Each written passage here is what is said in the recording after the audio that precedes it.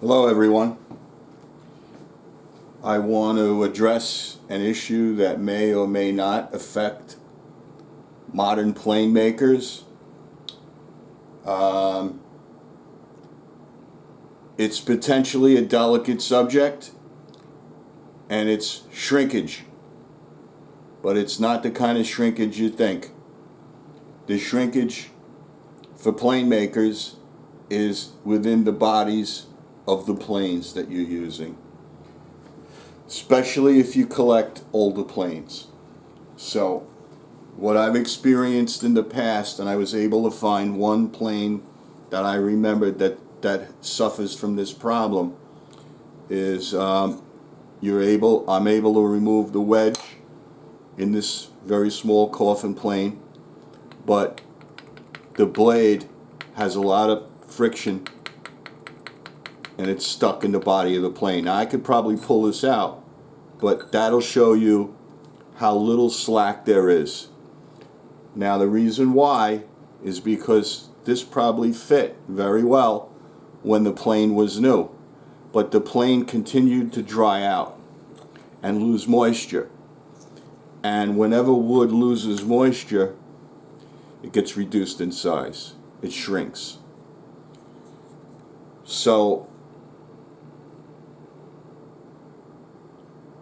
one of the reasons why I believe that the wood shrinks is, first of all, it's a natural process. But in addition to the natural process, you may have had a situation where this wood was not properly dried when the plane was manufactured, because these were mass produced, and probably in the 1800s they didn't have the luxury of high-tech kiln drying and the ability to measure proper moisture content. It was probably a black art more than a process that was done scientifically.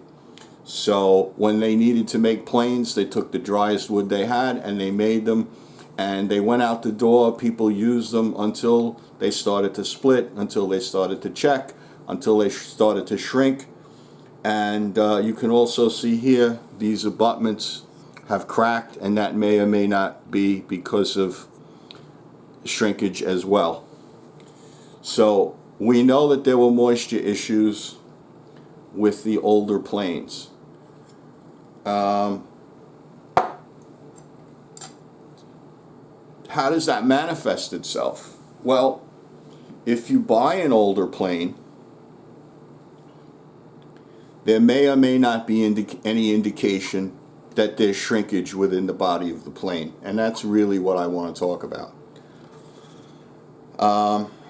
The interesting thing is, if you think about it, is that there is an element of the plane that's not subject to shrinkage, and that's the iron. Now, if we take for granted that at one time, when this was a new plane, that the blade was shaped properly and it fit the profile that was cut into the bottom of the plane, that they matched, and that the plane at that point in time was usable. But the body of the plane continued to shrink throughout the years, the decades, the centuries. The blade stayed the same size. So now, if you buy this at an auction, at a garage sale, and you attempt to use it, to recondition it, you may find that it's not usable. And one of the reasons why it's not going to be usable anymore is because the profile in the plane and the profile in the iron no longer match. And the reason why, most likely, is going to be because of shrinkage. Now, there's another reason why.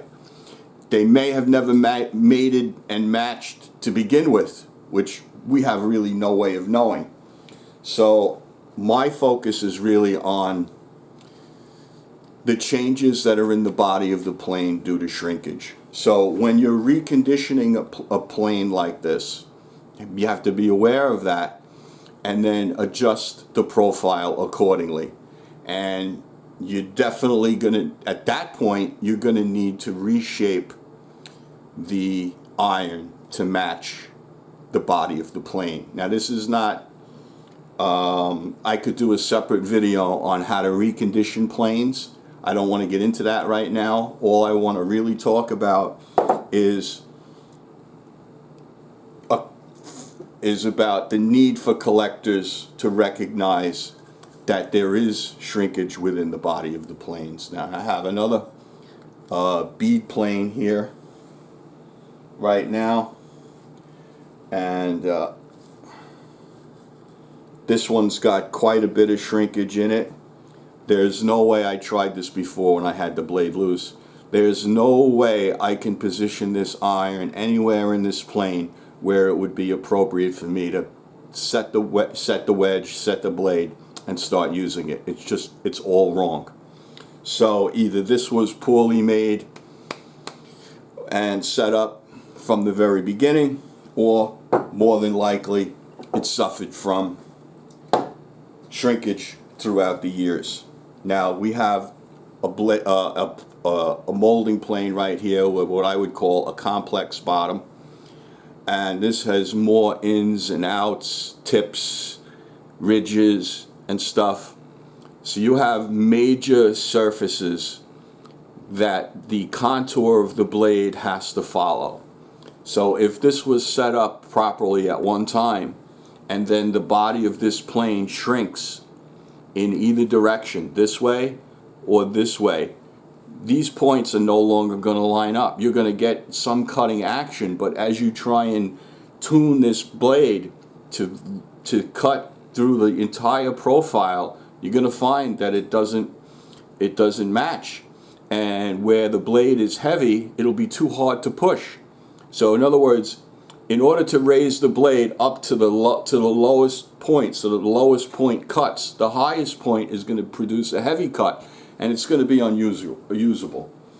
So these would be examples of extreme conditions where the shrinkage is going to become more apparent, because that's going to be in the complex shape that's in the body of the plane. But you just need to be aware of it in terms of trying to use these older planes for any profile.